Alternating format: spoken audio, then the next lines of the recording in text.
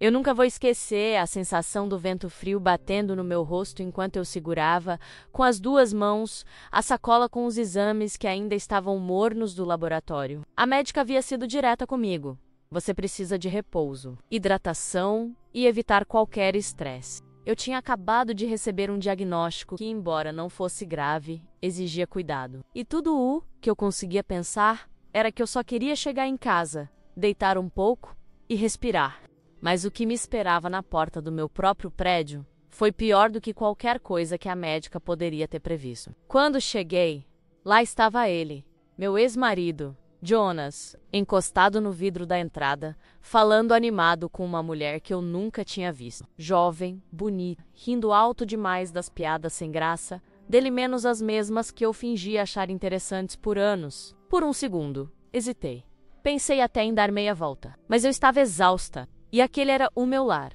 Jonas, murmurei, tentando passar. Ele nem sequer olhou nos meus olhos. Apenas bloqueou a porta com o braço, como se eu fosse uma desconhecida sem permissão de entrar. Não agora, Helena. Faz um favor.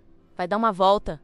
Estamos conversando. Ele disse isso como quem espanta um cachorro de rua. A moça ao lado deu uma risadinha sem graça. Senti meu rosto queimando. Eu tentei explicar. Eu não tô bem. Acabei de sair do médico. Ele ergueu a mão. Impaciente. Claro que não está bem. Você nunca tá. Sempre um drama. Sempre um problema. E virou para a mulher ao lado. Tá vendo? É por isso que eu saí dessa loucura. A porta automática estava fechada. E ele se posicionou na frente, me impedindo de entrar no prédio onde eu morava há 9 anos. Ele, o homem que dividiu a vida comigo. O homem que, quando foi embora, levou metade do que tínhamos e ainda disse que eu devia ser grata, porque ele não havia levado mais. Eu podia sentir olhares de vizinhos atravessando o saguão. Uma mistura de pena e constrangimento. Senti minha garganta fechar. As sacolas tremeram nas minhas mãos. Jonas, por favor. Eu só quero subir. Só quero descansar. Ele riu, então sobe pelo seu drama. Eu não vou sair da porta. Não hoje. Aquilo foi demais. Eu me virei, cambaleando até o banco da calçada. Respirei fundo e lutava contra a tontura. Não queria chorar ali. Não queria dar mais munição a ele. Mas meu corpo estava no limite. Foi quando senti uma sombra se aproximar. Era o vizinho do 302, o André, um homem discreto, sempre educado. Helena, eu vi tudo daqui de cima. Menos disse ele, sentado ao meu lado com cuidado. E eu tenho a gravação. Eu levantei o olhar. Como assim? Ele ergueu o celular. A câmera externa do prédio grava áudio quando há proximidade. Eu verifiquei agora tudo aqui. Tudo o que ele fez. Tudo o que ele disse. Seivolka Quaiser. Eu posso te enviar. Meu coração bateu tão forte que senti nos ouvidos. Era como se alguém tivesse finalmente me dado uma mão para sair do poço. A ideia de existir uma prova, um registro real da humilhação. Algo que mostrasse que eu não estava louca, exagerada, dramática, como ele sempre tentou me fazer acreditar. Aquilo mexeu profundamente comigo. Jonas continuava lá na porta, rindo com a desconhecida, como se nada tivesse acontecido, como se eu fosse invisível, ou pior, insignificante. E ali, sentada na calçada, com o diagnóstico médico na bolsa e o mundo girando ligeiramente. Eu percebi algo que talvez tivesse demorado demais para entender.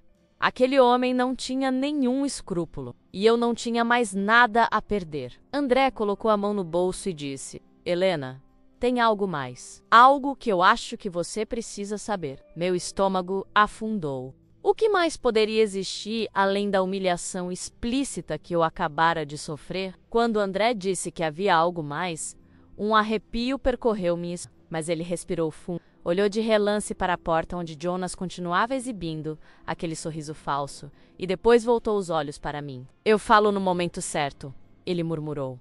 Mas antes, você precisa entrar. Você está pálida. Ele finalmente acionou a porta com um próprio cartão, ignorando o protesto irritado de Jonas, e me ajudou a subir até o meu andar. Cada passo no corredor parecia ecoar dentro de mim. Assim que entrei no apartamento, senti um alívio misturado com vergonha. Menos vergonha por ter deixado minha vida chegar àquele ponto. Enquanto eu colocava a água para ferver, me peguei lembrando de uma época em que tudo parecia promissor antes da queida. Antes de Jonas mostrar quem realmente era Quando eu o conheci, 12 anos atrás, eu estava em uma fase boa da vida. Trabalhava numa editora, tinha acabado de assumir um projeto importante e sentia que finalmente tinha encontrado meu ritmo. Eu não procurava nada. Estava satisfeita com minha rotina. Mas Jonas apareceu como quem empurra uma porta já entreaberta menos rápido, seguro, cheio de presença. Ele tinha aquele tipo de charme que não precisa ser bonito, era confiança. A fala envolvente, o jeito de olhar diretamente nos olhos como se estivesse enxergando algo especial em você. A verdade, eu estava carente de atenção. Ele percebeu, antes de mim. Nos primeiros meses, Jonas parecia um sonho. Me levava para jantar, me mandava mensagens carinhosas durante o expediente, falava sobre o futuro como se fosse natural me incluir nos planos dele. Eu me lembro de contar para minha irmã, acho que encontrei alguém que finalmente me vê. Mas havia sinais, pequenos, quase invisíveis, como o fato de ele sempre falar mais da própria vida do que perguntar sobre a minha. Como o hábito de interromper minhas histórias para contarem as dele, melhores, mais interessantes. Ou aquela mania estranha de elogiar minhas roupas apenas quando eram discretas, neutras. Eu, que sempre adorei cores, fui apagando meu próprio guarda-roupa sem perceber. Depois vieram os comentários disfarçados. Você devia ouvir mais, Helena. Você precisa aprender a ser mais flexível. Você exagera quando tá cansada. Nada muito explícito. Nada que eu pudesse apontar e dizer isso é errado. Era como água infiltrando pela parede. Silenciosa, constante, só percebida quando a mancha já estava enorme. O primeiro choque real veio alguns meses antes do casamento. Eu tinha recebido a oferta para coordenar um projeto grande, talvez o maior da minha carreira até então. Estava radiante quando contei, esperando apoio. Jonas apenas franziu o senho. Amor. Coordenar.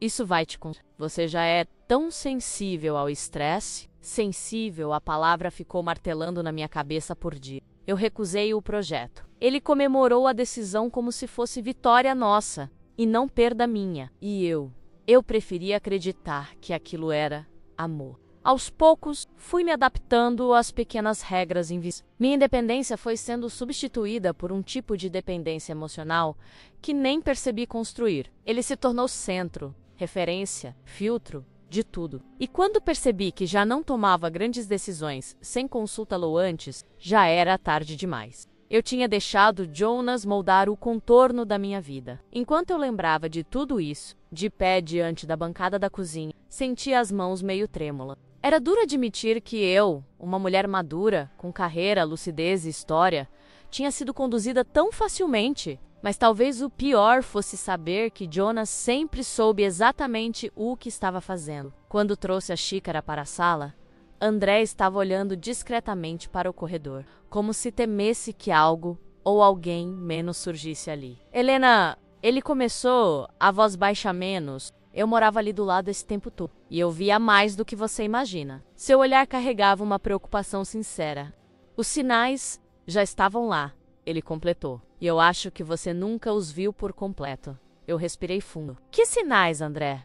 Ele hesitou por um longo segundo, e foi quando ele disse algo que fez meu estômago afundar, como se eu tivesse caindo num poço sem... Jonas nunca foi quem você achou que ele era. E eu posso provar? Minha respiração falhou. O que, exatamente, André sabia? E por que ele parecia tão certo de que aquilo mudaria tudo? A frase do André ficou ecoando na minha mente como um alarme distante. Jonas nunca foi quem você achou que ele era, e eu posso provar. Mas antes de ele continuar, meu corpo pediu um tempo. Era como se eu precisasse revisitar o passado para entender de verdade o que ele estava prestes a me revelar. Eu me sentei no sofá, puxei uma manta sobre as pernas e encostei a cabeça no estofado. André esperou em silêncio, talvez entendendo que eu precisava organizar o próprio caos antes de encarar mais verdades. E, assim, de repente, lá estava eu voltando anos atrás. A relação com Jonas parecia perfeita até o dia em que deixou de ser. Não foi uma explosão, não foi um evento específico. Foi um acúmulo de detalhes que, na época, eu chamava de incompatibilidades. Hoje eu sei que eram sintomas. Nos primeiros anos, quando eu tentava conversar sobre algo que me incomodava, ele sempre desarmava a situação com frases que me deixavam sem chão. Helena, você interpreta tudo errado. Você cria problema onde não existe. Parece que você gosta de brigar. Eu me lembro de uma vez em que quis conversar sobre nossas contas conjuntas. Eu achava estranho ele insistir em ser o único a movimentar a conta, mesmo sabendo que eu também contribuía. Mas quando toquei no assunto, ele riu. Amor, por favor, você se estressa tão fácil com números. Deixa isso comigo. E eu deixei, se eu soubesse, quando nos mudamos para aquele prédio, o mesmo, onde ele me humilhou na porta. Como se eu fosse intrusa da própria vida, menos eu achava que estávamos começando uma nova fase. Nova casa, novos planos, nova chance de recuperar o que eu acreditava ter se perdido. Mas naquela época, Jonas já não escondia sua impaciência comigo. Pequenas coisas viravam motivo para ele me silenciar. A forma como eu falava com o entregador, o jeito como arrumava o armário, até minha risada ele começou a controlar. Você ri alto demais, ele dizia. Irritado. As pessoas olham. Se contém um pouco. Eu ri mais baixo. Ele criticava minhas roupas mirras amigas, muse herérios, a forma como eu me cansava no trabalho. Tudo ganhava um tom sutil de reprovação. E eu, cansada emocionalmente, me adaptava a cada nova exigência, acreditando que amor era fazer o outro feliz. Jonas tinha o dom cruel de me convencer de que tudo o que eu sentia era exagero. Teve uma noite específica que ficou marcada em mim. Eu tinha trabalhado demais, estava exausta e esqueci de descongelar o frango. Era só isso. Jonas chegou, abriu o freezer e suspirou como se eu tivesse cometido algum crime doméstico. Impressionante como você não presta atenção em nada. Eu me senti tão pequena naquela hora que tive vontade de desaparecer. Holt, penso que aquele foi um dos primeiros momentos em que percebi que estava vivendo com um homem que não via valor nenhum em mim. Com o tempo, a intimidade virou rotina. A rotina virou indiferença. E a indiferença dele virou minha prisão silenciosa. Eu fui me apagando, enquanto Jonas parecia se fortalecer da minha fragilidade. E então veio o desgaste final. O dia em que ele simplesmente arrumou uma mala e disse que não me amava mais. Você suga minha energia. Helena menos foram as últimas palavras dele, antes de sair pela porta. E assim, o homem que dizia me amar virou uma sombra. Eu respirei fundo e voltei ao presente, quando percebi que André ainda estava ali, sentado numa poltrona, me observando com cuidado, Helena. O que ele fez com você não foi culpa sua menos de... Com uma firmeza inesperada. Eu sei, respondi, mas não sei se acreditava de verdade. Ele se inclinou um pouco para frente. Lembra quando vocês mudaram para cá? Quando começaram as brigas mais frequentes? Eu assenti. Pois é. Ele continuou menos aquilo. Não foi coincidência. Jonas tinha um motivo para estar diferente. Algo que você nunca soube. Algo que explica muita coisa. Senti meu coração acelerar. André, do que você está falando? Ele apertou o celular na mão, hesitou e murmurou. Eu acho que você merece ouvir isso de uma vez. Mas o que eu vou te contar não é simples e pode doer. A sala pareceu encolher. Minha pele arrepiou. O que ele poderia saber que explicaria anos de manipulação? Indiferença? Humilhação? Nesse momento, André levantou o olhar e disse: Jonas tinha outra vida. E não era só outra mulher. Meu mundo parou. Outra vida. Que tipo de vida? E por que alguém do meu próprio prédio sabia disso antes de mim? Depois do choque das revelações que André começou a me mostrar, documentos, mensagens e até registros de movimentações financeiras que Jonas fazia nas minhas costas, eu passei 2 dias quase sem dormir. Era como se cada nova peça desmontasse mais um pedaço da história que eu achava que tinha vivido. E foi justamente nesse estado menos cansada, tonta, com a garganta seca menos que alguém tocou minha campainha. Era Marina, minha colega de trabalho, aquela que sempre me mandava mensagens discretas, perguntando se eu estava bem. Aquela que Jonas detestava, alegando que ela era uma má influência. Marina entrou sem cerimônia, olhou minha expressão devastada e disse apenas: ele fez alguma coisa. Eu sabia. Eu desabei. Contei tudo. A humilhação na porta do prédio, a gravação, o que André revelara sobre Jonas ter outra vida menos, uma vida dupla, com dívidas escondidas, uma relação paralela antiga, e até negócios duvidosos usando meu nome. Marina não se chocou, não completamente. E isso me assustou, Helena. Ela respirou fundo, Lembra quando você parou de ir aos nossos almoços? Quando começou a chegar atrasada porque tinha que pedir permissão para sair mais cedo? Eu tentei te alertar, mas eu entendo. Ele mexeu com sua percepção. Ela abriu a bolsa e tirou uma pasta cinza. Eu trouxe isso porque achei que você ia precisar, disse, entregando-a. Dentro havia cartões de advogados, contatos de uma assistente social, modelos de petições e até um guia de como pedir bloqueio de movimentações bancárias com os... Você não está sozinha menos. Ela afirmou. Firme. E eu vou te ajudar a desmontar tudo que ele construiu nas suas costas. Foi a primeira vez, em muito tempo, que eu vi algo que pareceu possível. Sair daquela escuridão. André apareceu mais tarde naquele dia com um pendrive. Aqui está tudo que consegui baixar antes que a câmera sobrescrevesse. Vai ser útil. Marina cruzou os braços e olhou para mim com a expressão mais protetora que alguém já teve comigo desde que tudo começou. Helena, agora começa a parte que Jonas jamais imaginou. Você lutando de volta. Eu respirei fundo. Pela primeira vez, senti algo que não era medo. Era determinação. Mas André, antes de ir embora, disse algo que me fez gelar. Só falta você ver a última parte do King. Tá no pendrive. Mas prepare-se. Não é sobre traição. É pior. Eu fiquei parada. O objeto pequeno e pesado na palma da mão. O que poderia ser pior do que tudo que eu já sabia. Quando finalmente reuni coragem para abrir o pendrive, minhas mãos tremiam. Marina ficou ao meu lado, como se soubesse que eu não deveria ver aquilo sozinha. Dentro da pasta, havia 3 arquivos, mas foi o último, extratos, confirmar, PDF, que me tirou o ar. Jonas não apenas tinha usado meu nome em compras sem minha autorização. Ele tinha feito empréstimos abertos, transferido valores altos para terceiros e pior, colocando meu CPF como responsável. Dívidas que eu nunca fiz, assinaturas falsificadas, contratos que jamais vi. Marina regalou os olhos. Helena, isso é crime. Ele preparou o terreno para te deixar afundada quando fosse embora. Eu senti uma onda de náusea. De repente, tudo fazia sentido. O controle, as críticas, as humilhações, a forma como ele me diminuía para que eu jamais questionasse nada. Ele não queria só poder emocional. Ele queria vantagem real. André, que esperava na sala, completou silenciosamente. Ele tentou transferir mais dinheiro no dia em que te humilhou na porta. Acho que ele queria te desestabilizar para não perceber nada.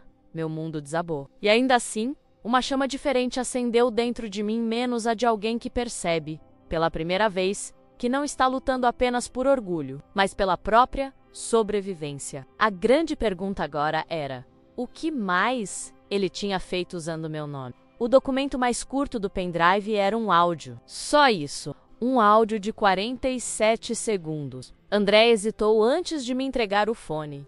Helena, esse arquivo muda tudo, ele disse. Sério. É a peça que desmonta a versão que Jonas sempre contou sobre você.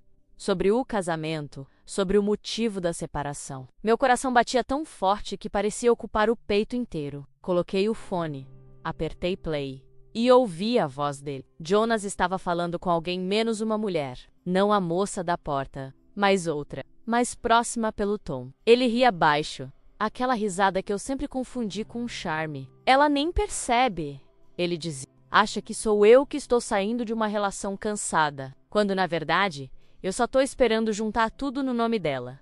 Pausa.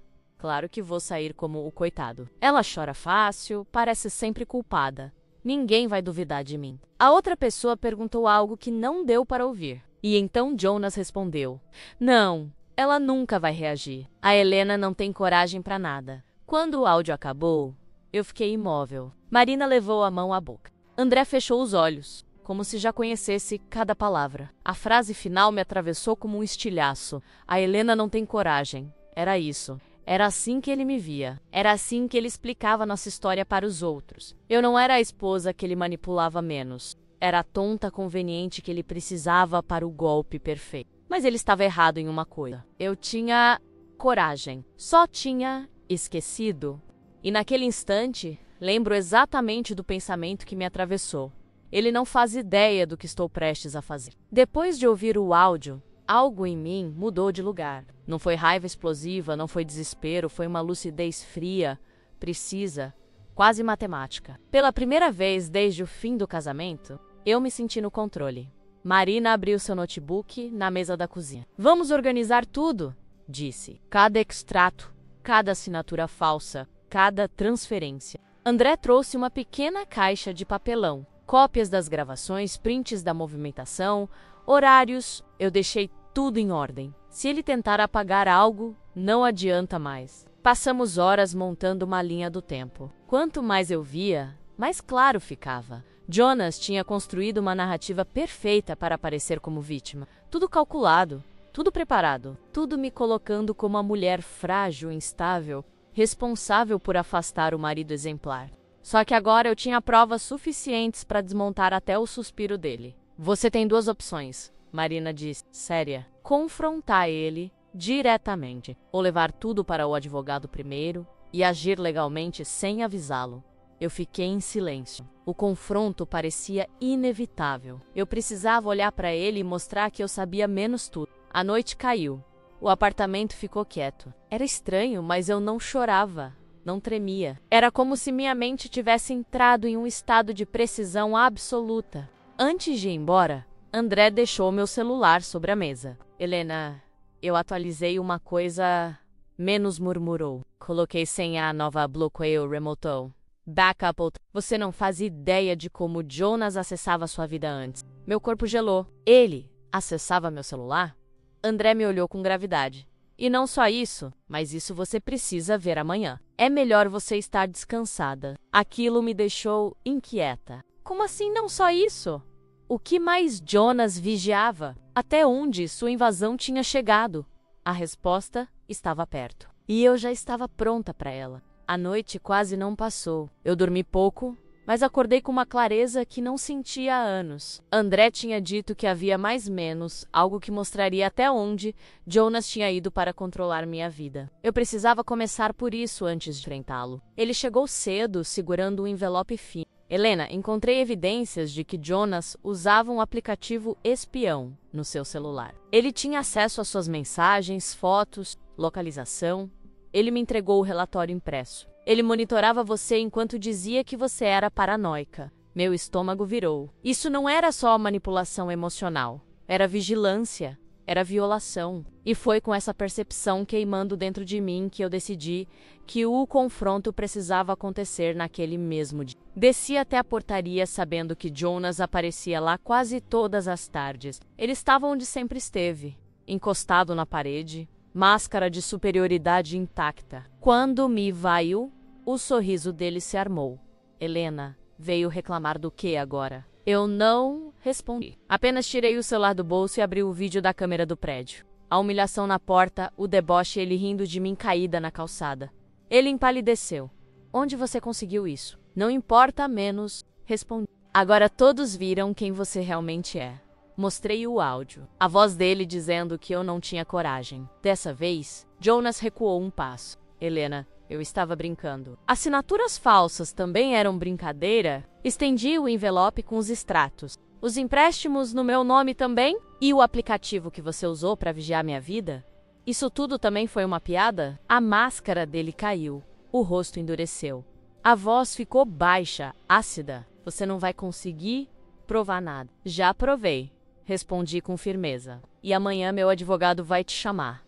Tudo está registrado, tudo já está encaminhado. Ele tentou recuperar o controle, como sempre fazia. Você está fazendo drama. Você nunca soube lidar com responsabilidades. Nunca soube. Chega, Jonah. Minha voz saiu tão calma que até eu me surpreendi. A narrativa acabou. Não existe mais a sua versão. Existe a verdade. Ele abriu a boca para continuar, mas algo no meu olhar o fez parar.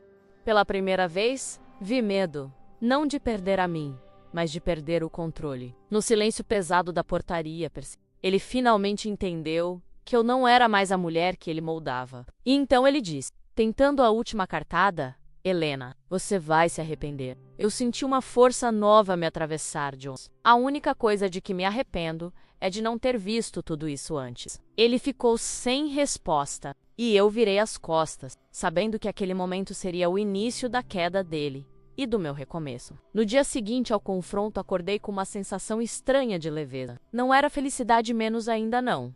mas uma ausência. A ausência daquele peso invisível que eu carreguei por anos. Meu advogado foi direto, Helena. Você tem provas sólidas, assinaturas falsas, vigilância, empréstimos indevidos. Isso não só te protege, como coloca Jonas em uma posição muito delicada.